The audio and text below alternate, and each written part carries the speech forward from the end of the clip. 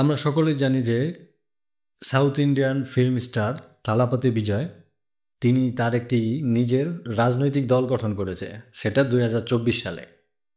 তো তিনি এই 2025 সালের আগস্ট মাসে কিছুদিন আগে, 4-5 দিন আগে, আজকে মোটামুটি 27 তারিখ, তো 4-5 দিন আগে তিনি একটি ভাষণ দিয়েছেন। সেটা হচ্ছে বিজেপির বিরুদ্ধে তিনি বিজেপিকে ফেসিস্ট বলে দাবি করেছেন। তো যাই হোক, এটা নিয়ে যতটা না ভারতীয় মিডিয়ায় তোলপাড় হচ্ছে, তার চেয়ে বেশি হচ্ছে বাংলাদেশি মিডিয়াতে। বাংলাদেশি যে সোশ্যাল মিডিয়া আছে, বাংলাদেশি যে লোকাল মিডিয়া আছে, সেই সব মিডিয়াগুলিতে বাংলাদেশের জনগণ ভাবতেছে যে থালাপতি বিজয় তাদের জাতির জনক যে বঙ্গবন্ধু ছিল সেটা তারা ভুলে গেছে। তাদের জাতির জনক হচ্ছে এখন থালাপতি বিজয়। তাকে নিয়ে পুরো তোলপাড়। তাকে নিয়ে যে মোদির বিরুদ্ধে সে ভাষণ দিয়েছে, নরেন্দ্র মোদীজির বিরুদ্ধে তাকে ফেসিস্ট বলেছে। তো এই জন্য তারা খুব খুশি। আমরা এর আগেও দেখেছি, যখন কোনো ভারতীয়, মানে ভারতের বিরুদ্ধে যারা থাকে বাংলাদেশিরা তাদের পক্ষে থাকে। এটা সব সময়।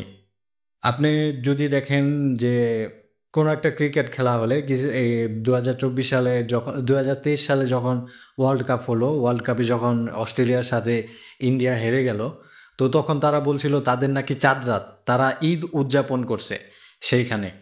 আর বলছে যে ভারতের বিরুদ্ধে যদি একজন কলা গাছও খেলে, তারা কলা গাছের সাপোর্ট করবে, কিন্তু ভারতের সাপোর্ট তারা করবে না। তো তারা সবসময় ভারত বিরোধী মন মানসিকতা থাকে, সবার না। এটা আমি সবার জন্য বলছি না। কিছু কিছু আছে যারা ভারতকে, মানে অনেক পরিমাণে তারা মনে ঘৃণা করে ভারতকে। ভারত যে তাদের এত বড় হেল্প করছে 1971-এ যুদ্ধের সময়, সেটা তারা ভাবে না। এখনও বলা হয় সেটা ভারত পাকিস্তান যুদ্ধ ছিল, ভারত বাংলাদেশ নয়। কারণ ভারত বাংলাদেশে তখন, বাংলাদেশ তো তখন তৈরিই হয়নি, তখন ওইটাও ছিল পাকিস্তান, পূর্ব পাকিস্তান ছিল ওইটাও। তো যাই হোক, আমার উম, কথার তো ওইটা না। আমার কথা হচ্ছে যে থালাপতি বিজয় যে করেছেন, ভাষণটা দিয়েছেন, সেইটা নিয়ে তারা পুরো অনেক খুশি, মহা খুশি। তারা বিজেপিকে ফেসিস্ট বলেছে। যাই হোক, তো থালাপতি বিজয়ের তো লাখ লাখ ফলোয়ার বেড়ে গেছে বাংলাদেশি ফলোয়ার দিয়ে। তারা, মানে থালাপতির পেজ যে আছে সেটা বাংলাদেশি ফলোয়ার দিয়ে পুরো ভরে গেছে। তা সে ফেম কামাই নিছে বাংলাদেশেতে, একটা ভাষণ দিয়েছে। বিজেপির বিরুদ্ধে সে যুদ্ধ ঘোষণা করলো, মোদিজির বিরুদ্ধে সে যুদ্ধ ঘোষণা করলো। তার মেইন বিরোধী দল হচ্ছে বিজেপি। যাই হোক, দেখেন তামিলনাড়ুতে যেইখানে সে তার দলটা গঠন করেছে, বিধানসভা নির্বাচনের আগে যে ভাষণটা দিয়েছে, তামিলনাড়ুতে কিন্তু বিজেপি শাসক নয়, তামিলনাড়ুতে হচ্ছে কংগ্রেসের শাসক এখনো। তা আর যদি সে পাশ করে, তাহলে সে কংগ্রেসের যে আছে, কংগ্রেসের যে এখন যে মুখ্যমন্ত্রী আছে তার বিরুদ্ধে সেই হবে।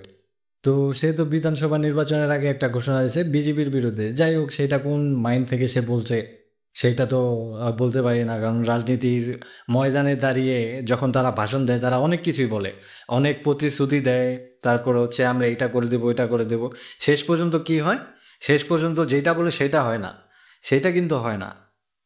তো যাই হোক, বাংলাদেশি মিডিয়া আর বাংলাদেশি যারা ফেসবুকিয়ান, যারা ফেসবুকে আপনাদের সব কিছু দিয়ে দিচ্ছে, ফেসবুক যোদ্ধা, তাদেরকে বলা হয় ফেসবুক যোদ্ধা। তারা ফেসবুকে সব কিছু করে ফেলে, কিন্তু কাজের বেলা কোনো কিছু নেই, পুরা ঠনঠনা। কাজের বেলা একটুও কিছু নেই, পুরাই ঠনঠনা। তারা ফেসবুকে এরকম লাফালাফি, তারা ফেসবুক। আর যে মিডিয়াগুলি আছে বাংলাদেশের লোকাল মিডিয়া, তাদের কথা আর কি বলবো। তারা কি, তাদের যে নিউজ আছে, নিউজের হেডলাইন যে থাম্বনেল বানায় ইউটিউবের, সেটার মধ্যে কি কি লিখে দেয় বাপরে! মোদিজির বিরুদ্ধে যুদ্ধ ঘোষণা করে দিছে, আর থালাপতি বিজয় একজন শের, সে শিকার করার জন্য আসছে। তো যাই হোক, ওইটা নিয়ে আমাদের কথা না। যে বাংলাদেশি মিডিয়াগুলি আর যে বাংলাদেশি ফেসবুক যে পিপলগুলি আছে, যারা ফেসবুকে যুদ্ধ করে, তাদের বিরুদ্ধে, তাদের উদ্দেশ্যে একটাই কথা বলতে চাই, এটা ভারতীয় রাজনৈতিক ব্যাপার। আপনাদের দেশে এখন যে অবস্থা দেখতেছি, সেইটাও বেশি ভালো না। আগে নিজেদের সব কিছু ঠিকঠাক করেন, তারপরে অন্যদের নিয়ে মাথা ঘামাবেন। এইটুকুই বলার ছিল। ধন্যবাদ সকলকে।